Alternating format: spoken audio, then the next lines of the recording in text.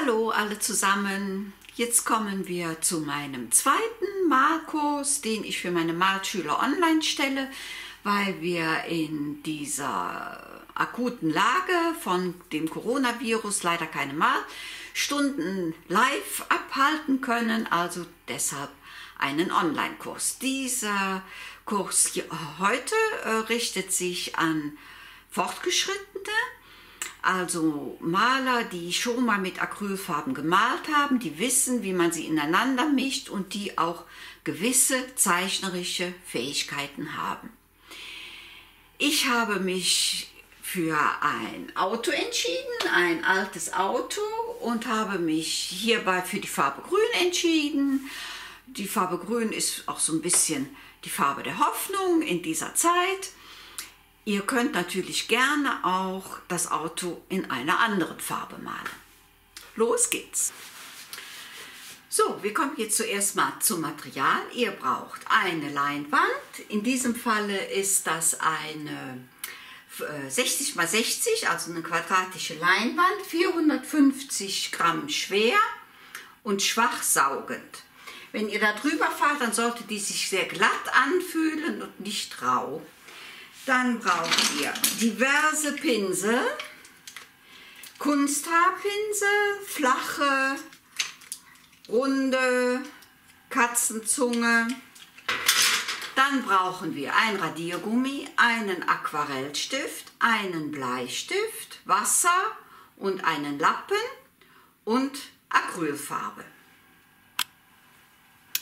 Und nun zur Vorzeichnung. Ich habe mir im Vorfeld eine kleine Vorzeichnung gemacht und diese Vorzeichnung in ein Raster angelegt, diese blauen Linien. Ich erkläre nachher genau, wie man dieses Raster auf die Leinwand überträgt.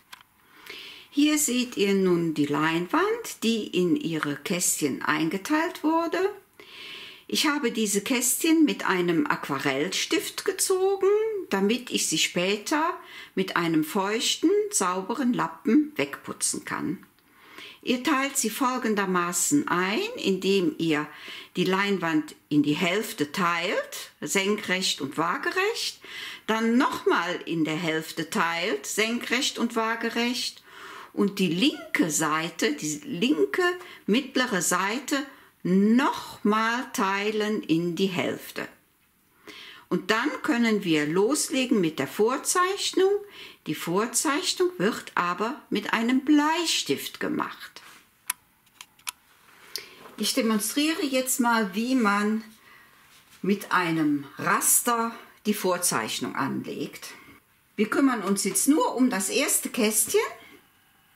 Da schaue ich, wo kommt die erste Linie an und wo verlässt sie das Kästchen wieder. Da mache ich mir einen kleinen Punkt und ziehe dann diese Linie bis zu diesem Punkt. Dann schaue ich mir an, was passiert noch in dem Kästchen. Dann habe ich hier unten eine kleine Linie auf meiner Vorzeichnung.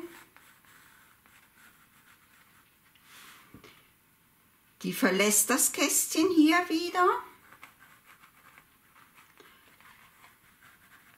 Das ist dann nachher im Bild so ein kleiner Schatten. Den zeichne ich mir dünn ein. Dann geht das hier hoch, kommt hier etwas tiefer als der Hälfte wieder raus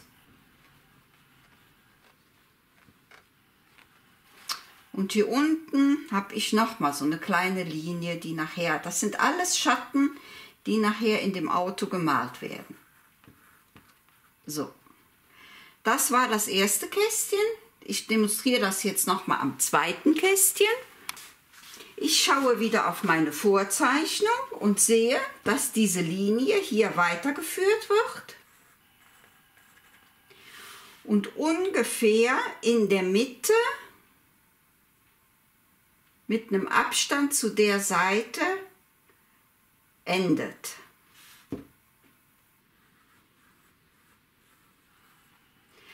Dann geht die Linie nach unten und endet ungefähr hier.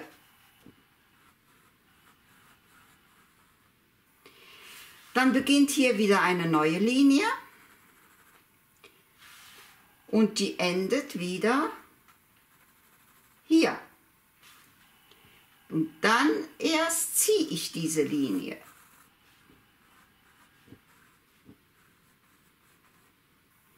Dann gibt es noch eine Linie auf der Höhe, die ungefähr hier wieder ankommt. Dann habe ich, das ist jetzt der Hintergrund, die Häuschen, die im Hintergrund sind. Da eine Linie, das geben nachher Türen und Fenster.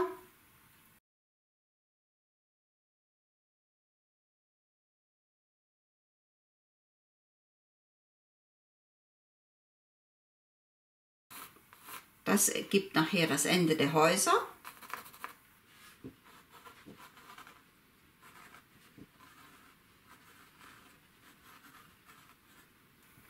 So, und in diesem Prinzip arbeitet ihr euch jetzt Kästchen für Kästchen immer weiter durch das Bild.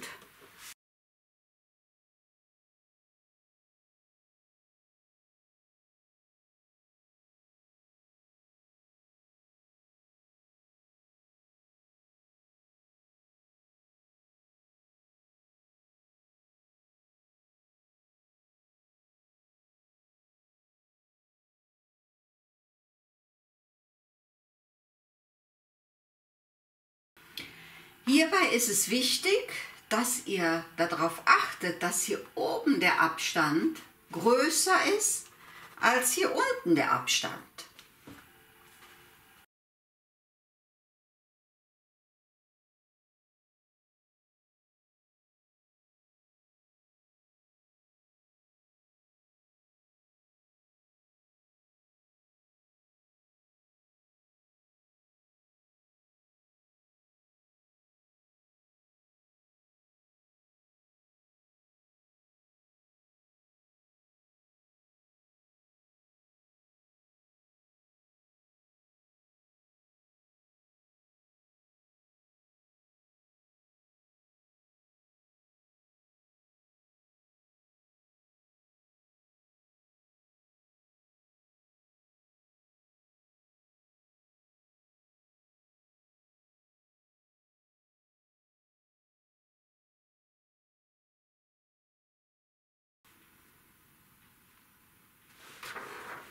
So, die Vorzeichnung ist fertig. Jetzt geht's an die Farbe.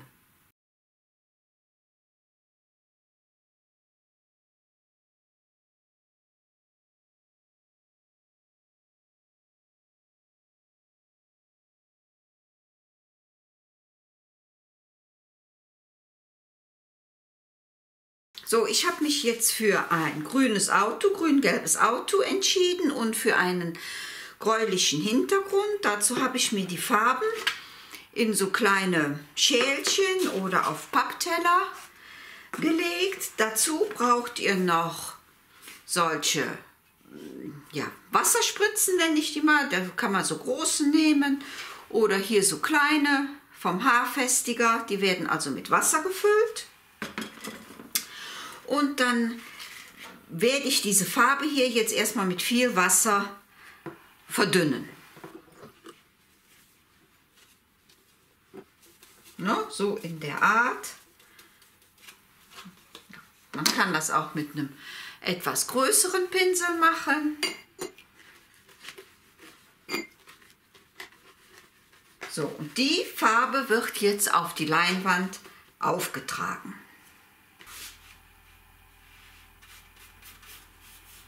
Und dadurch, dass ich vorher mit Bleistift vorgezeichnet habe, bleiben mir jetzt die Vorzeichenlinien erhalten. So, das soll laufen. Ihr könnt euch hier unten ein Frottee-Handtuch hinlegen. damit die ganze Staffelei nicht so voll suppt.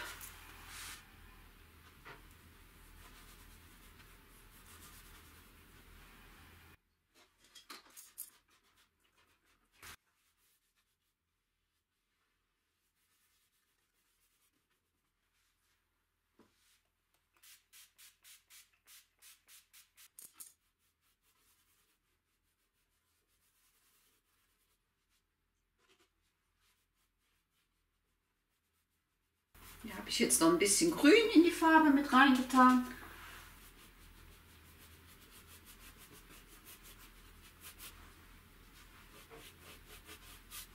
Dran denken, auch die Seitenteile ein bisschen mit einzufärben.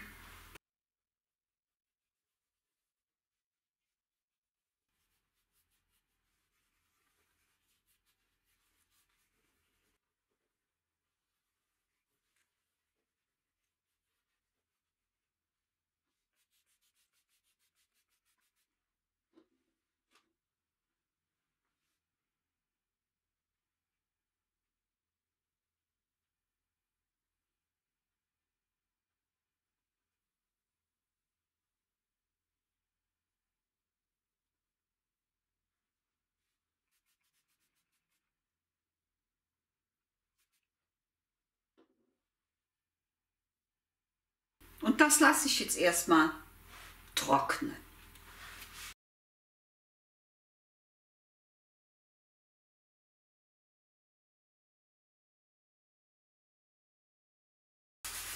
Jetzt mache ich nochmal so eine dünne Wasserschicht darauf, bringe aber hier unten auch schon Dunkelheit mit Indigo rein.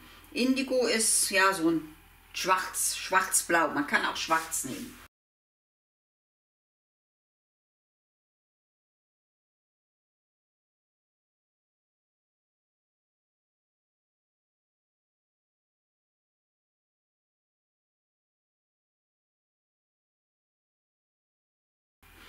Jetzt wieder ein bisschen spritzen.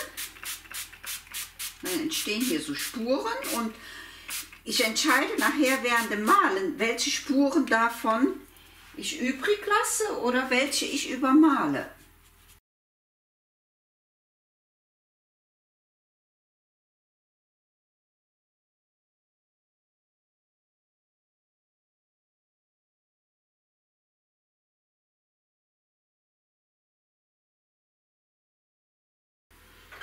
So, und ihr seht also, an dem Bild passiert also so einiges. Hier entstehen ganz schöne Sachen, hier unten, hier sowas ist schön, wenn so kleine ja, Fleckchen da entstehen. Muss man mal gucken, wie sich das jetzt weiterentwickelt. Das wird jetzt wieder trocknen gelassen.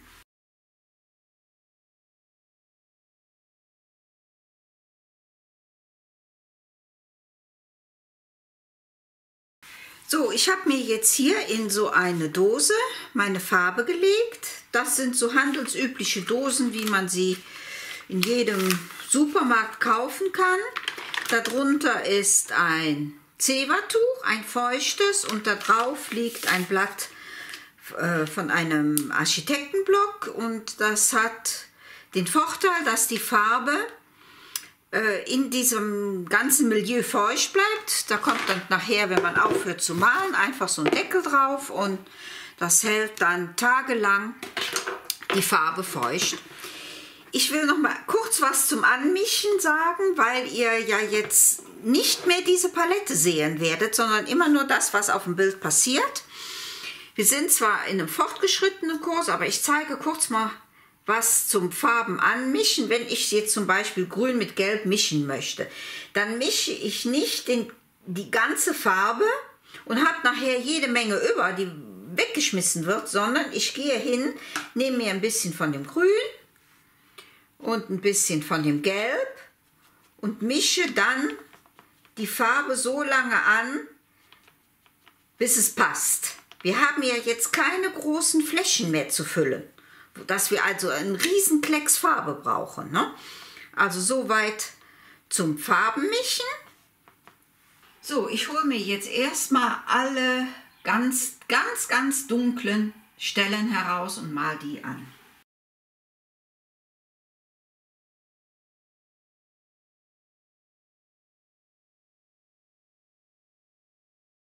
An dem Pinsel habe ich jetzt mehr Farbe als Wasser. Das kann also ruhig ziemlich deckend sein.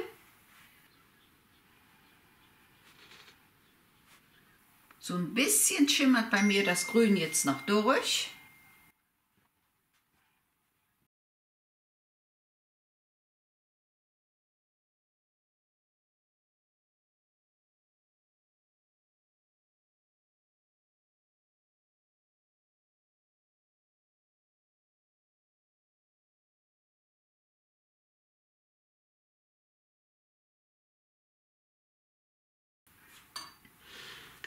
Ich wechsle jetzt wieder zu einem etwas dickeren Pinsel, um hier diesen unteren Bereich nochmal dunkel einzufärben.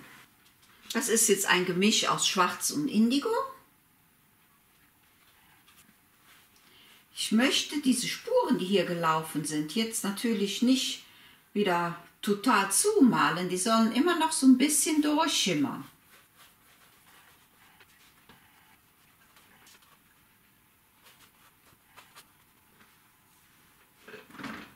So, und spritze die wieder ein bisschen mit meiner Wasserspritze wieder so ein bisschen nass. So, und da muss man gucken, was passiert.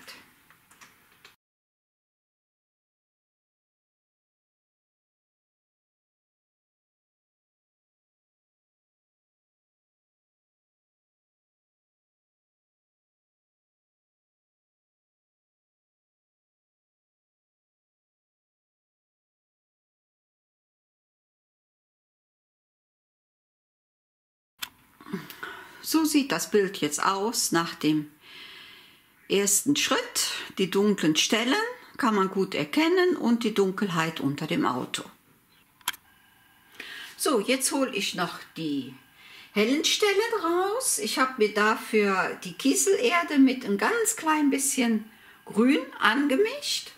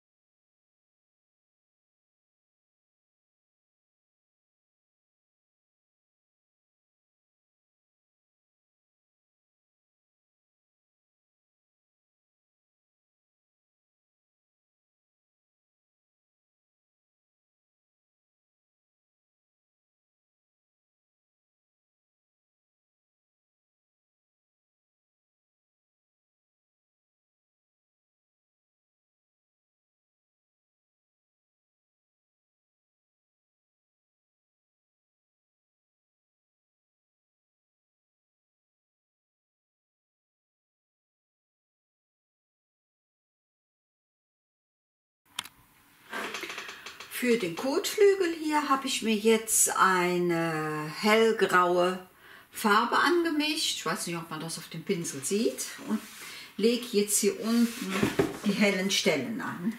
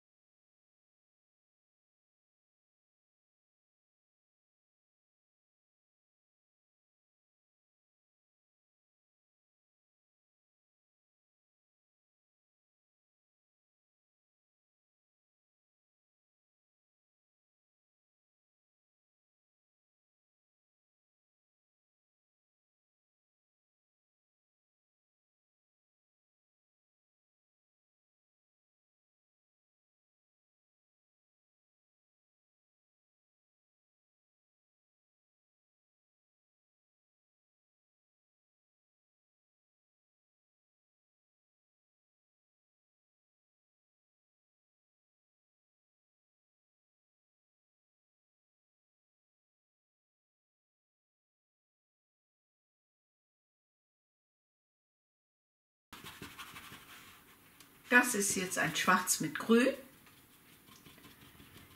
Da hole ich mir eben noch mal hier so die ganz dunkelgrünen Stellen raus.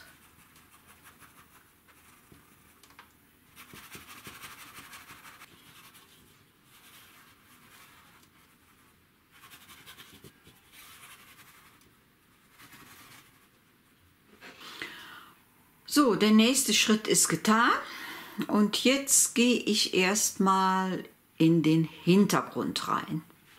Ich habe mir jetzt hier so einen Katzenzungenpinsel genommen und bearbeite damit den Hintergrund, also die Häuser und Fenster im Hintergrund mit Kiesel, Erde und Grün und Indigo und Schwarz, so die Farbtöne.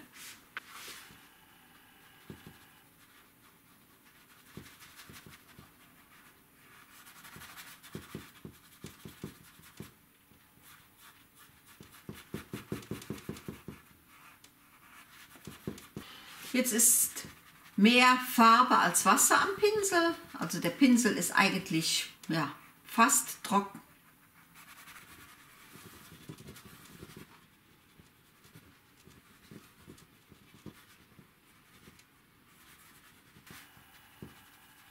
Das hier ist jetzt Indigo mit ein bisschen Grün.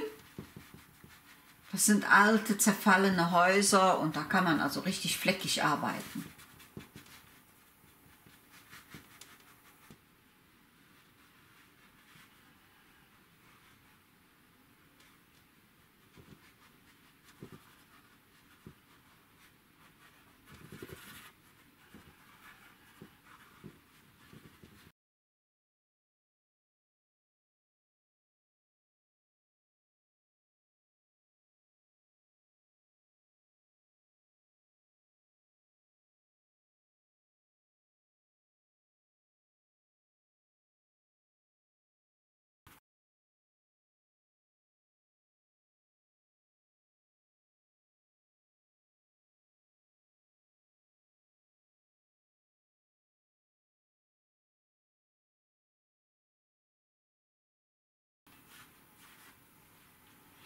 Wenn man jetzt wie hier zum Beispiel so Stellen hat, wo der Hintergrund sehr schön verlaufen ist, dann muss das nicht alles übermalt werden, sondern kann der Hintergrund auch gerne schon mal durchschimmern.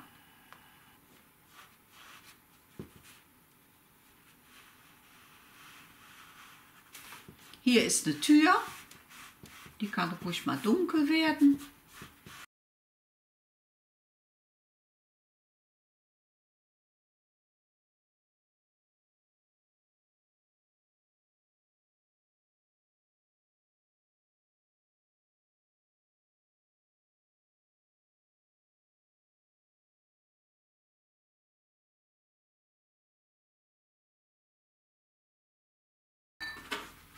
Jetzt habe ich noch mal hier so einen kleinen Pinsel.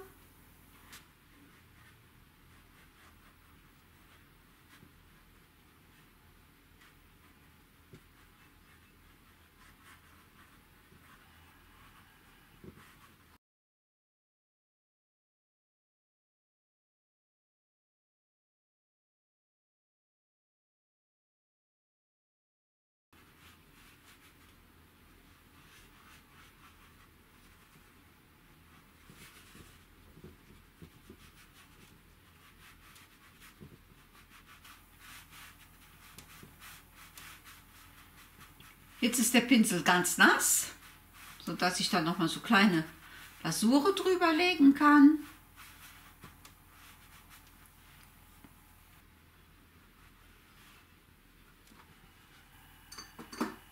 Wieder ein nasser Pinsel.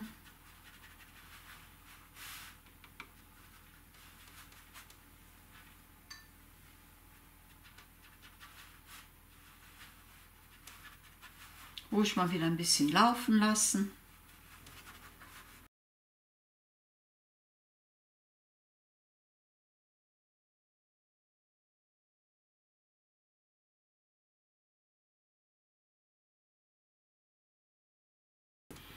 Ja, das ist ein schöner Bereich, den lasse ich jetzt einfach mal so stehen.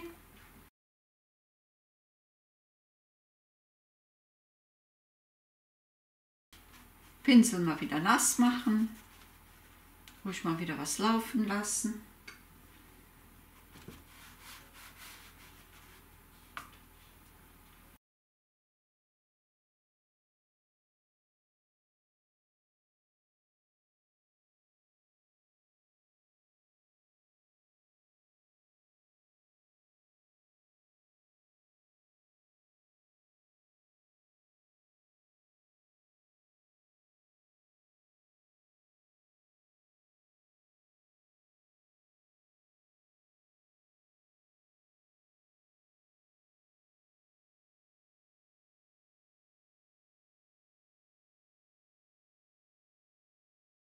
So, auch hier kann man jetzt noch mal drüber gehen, da kann noch mal was passieren.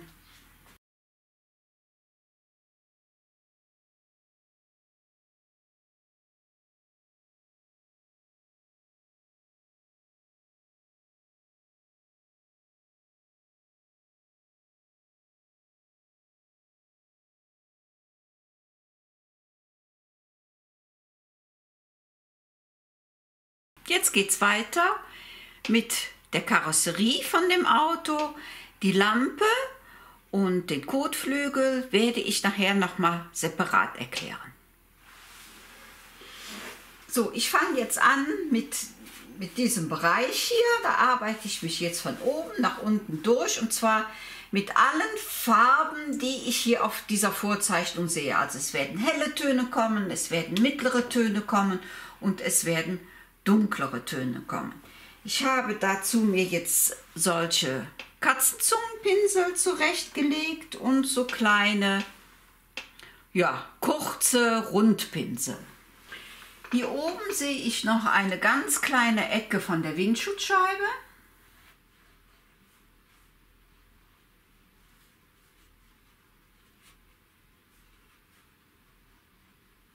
In verschiedenen Grüntönen.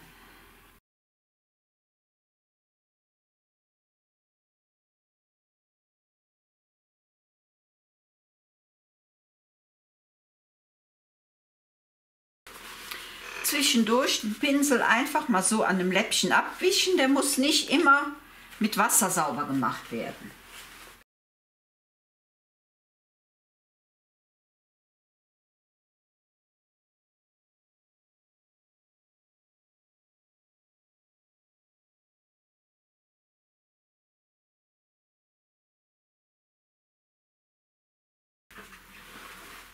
Ein kleiner, dünner Rundpinsel für die Feinheiten hier oben.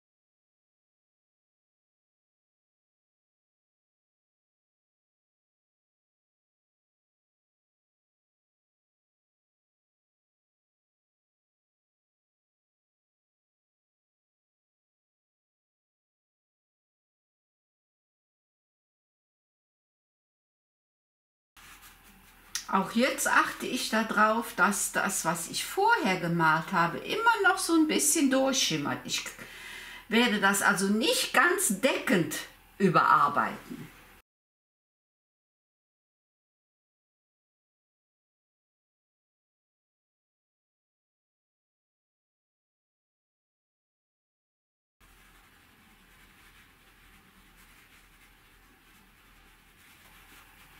Das Ganze ruhig ein bisschen fleckig gestalten.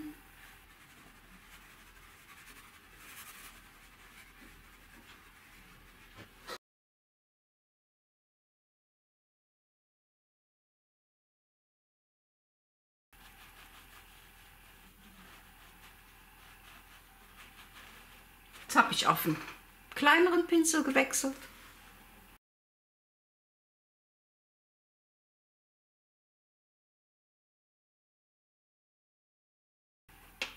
Wichtig ist, wenn ihr wieder über eine vorher gemalte Schicht drüber arbeitet, dass die ganz trocken ist. Wenn das nicht der Fall ist, dann löst sich die unten gemalte Schicht wieder an und ihr bekommt Löcher und die sind ganz schwer wieder zuzumalen.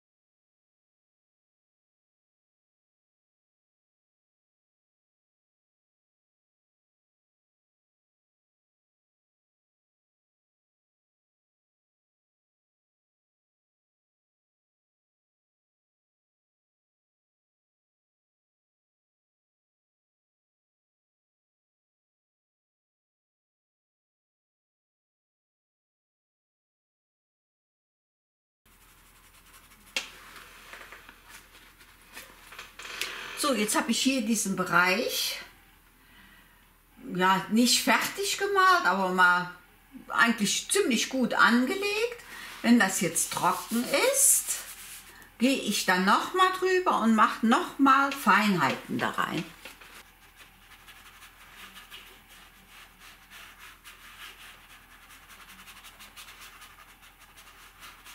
Ich wusel mit dem Pinsel hin und her. Der Pinsel ist sehr trocken. Da ist also nur Farbe dran, gar kein Wasser.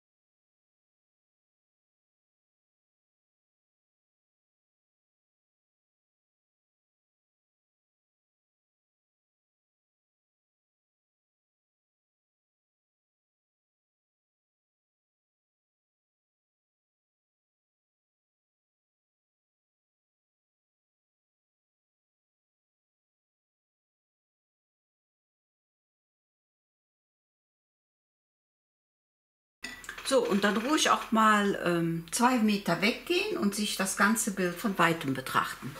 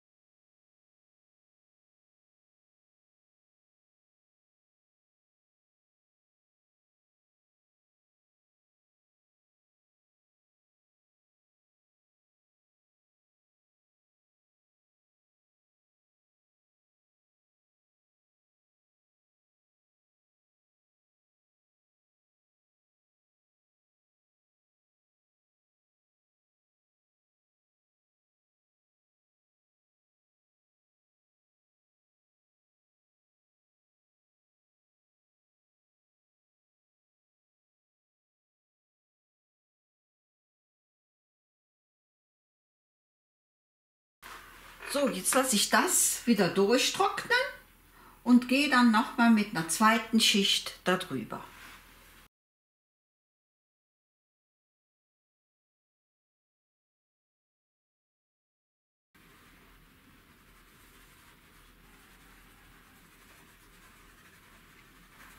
Wichtig ist, dass auf der Seite und auf der Seite von dem Auto, also quasi auf der Motorhaube und auf dem Kotflügel, der gleiche Farbton ist.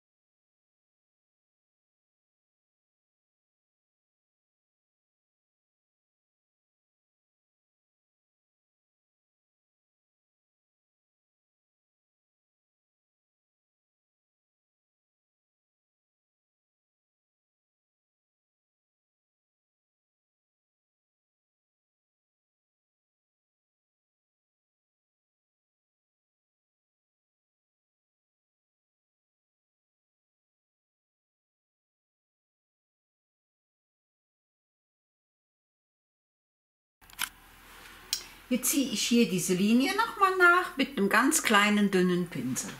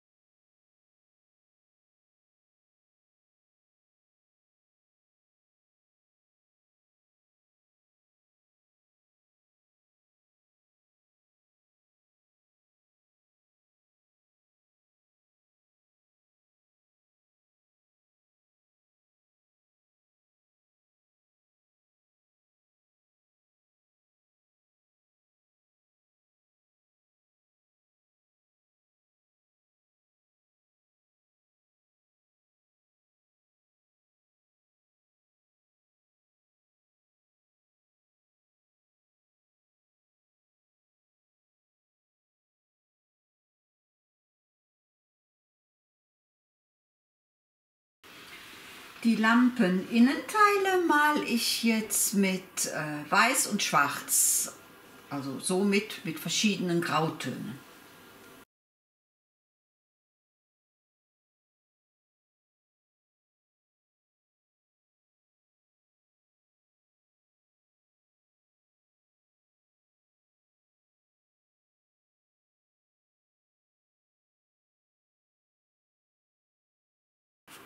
An dem Pinsel ist wieder kein Wasser, sondern die Farbe ganz trocken. Und ich wusel quasi immer hin und her.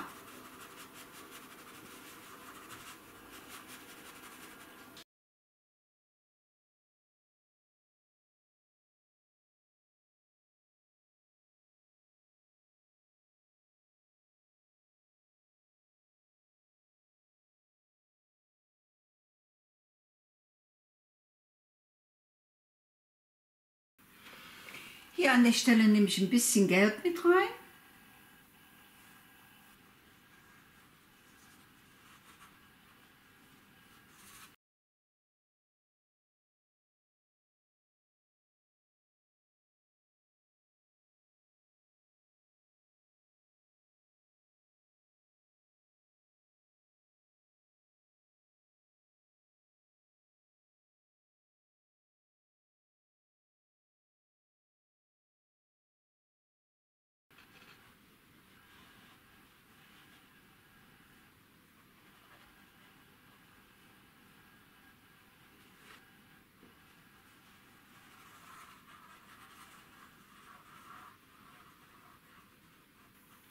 Das bisschen Grün, was hier vorher war, das schimmert hier und da immer noch mal durch.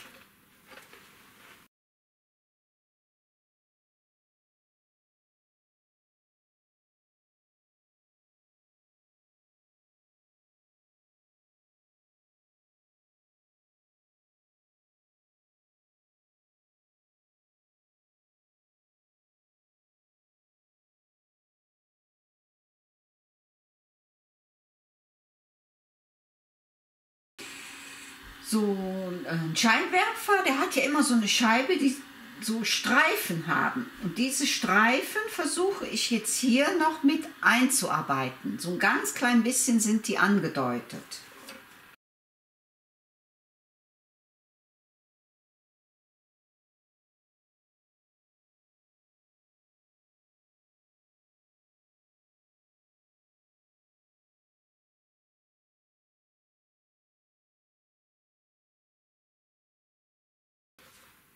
Könnt dann auch mal zu einem kleinen Pinsel wieder wechseln.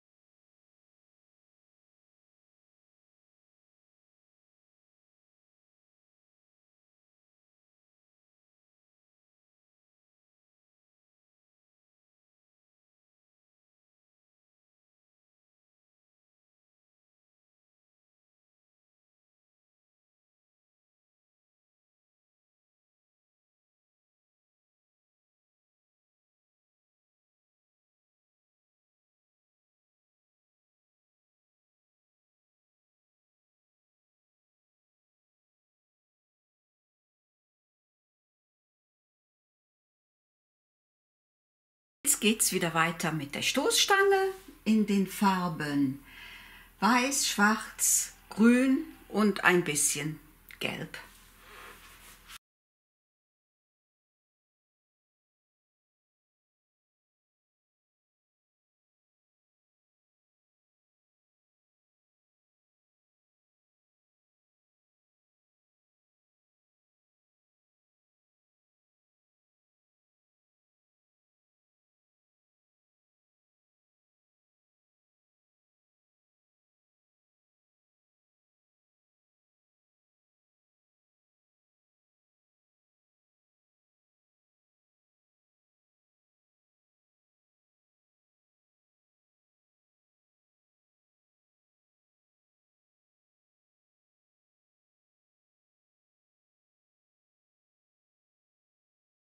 Hier schimmert sich die Karosserie auf der Stoßstange, deshalb nehme ich hier grün mit rein.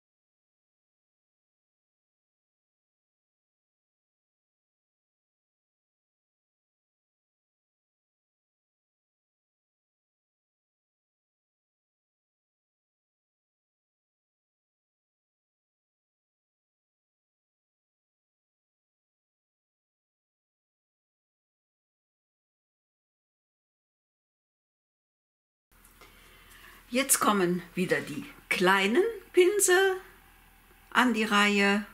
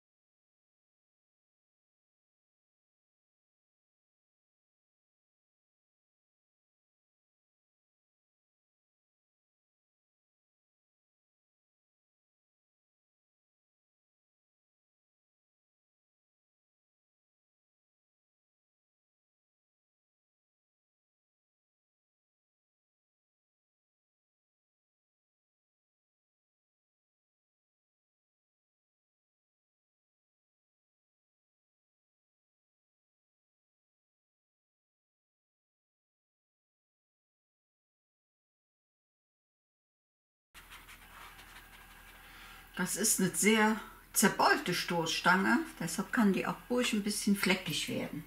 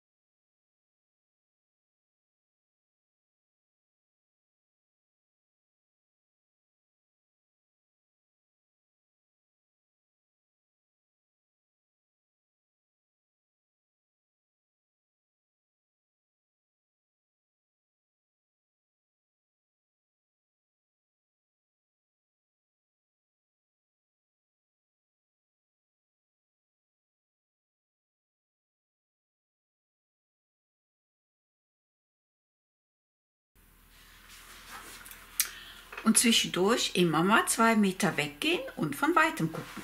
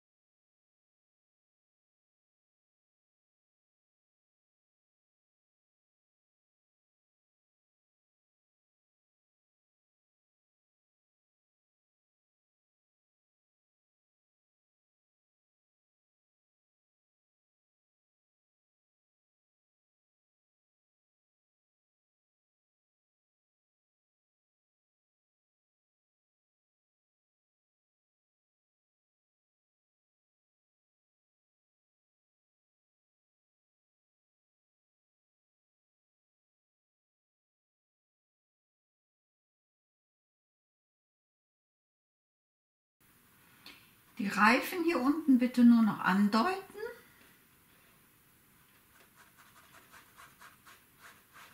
Weil dieses schöne Verlaufene möchte ich mir jetzt nicht alles übermalen.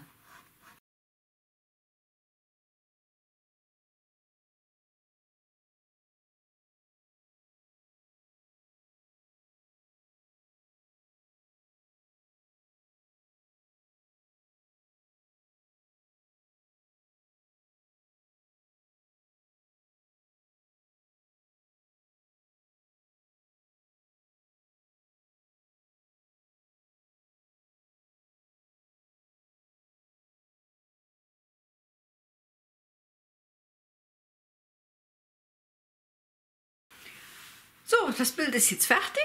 Ich hoffe, es hat euch Spaß gemacht und wir sehen uns vielleicht wieder bei einem neuen Video. Bis dann. Tschüss.